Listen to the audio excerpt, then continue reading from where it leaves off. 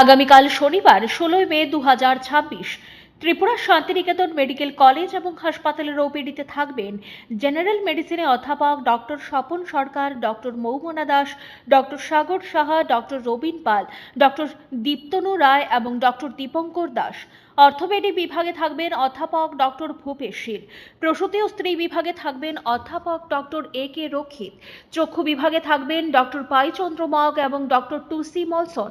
Anaesthesia বিভাগে থাকবেন doctor Shubhashis দাম।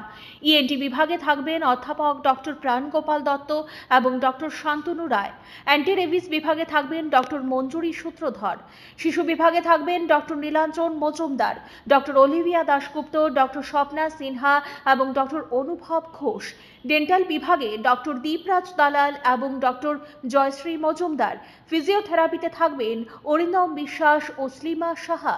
শান্তিনিকেতন মেডিকেল কলেজ ও হাসপাতালে ওপিডির পাশাপাশি আইপিডি বিভাগও চালু রয়েছে। আইপিডি বিভাগে আয়ুষ্মান ভারত পরিষেবার সুযোগও উপলব্ধ রয়েছে। জেনারেল মেডিসিন, জেনারেল সার্জারি ও চোখের চিকিৎসা এই তিনটি বিভাগে আয়ুষ্মান কার্ডে স্বাস্থ্য পরিষেবা দেওয়া হচ্ছে। আপনার স্বাস্থ্য আমাদের দায়িত্ব।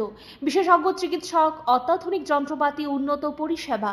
মাত্র 10 টাকার বিনিময়ে আপনারা সপ্তাহে সোম থেকে শনিবার প্রতিদিন সকাল 9টা থেকে বিকেল 5টা পর্যন্ত ওই ওপিডি বিভাগে বিশেষজ্ঞ চিকিৎসকদের কাছ থেকে উন্নত চিকিৎসা পরিষেবা আপনারাও নিতে পারবেন।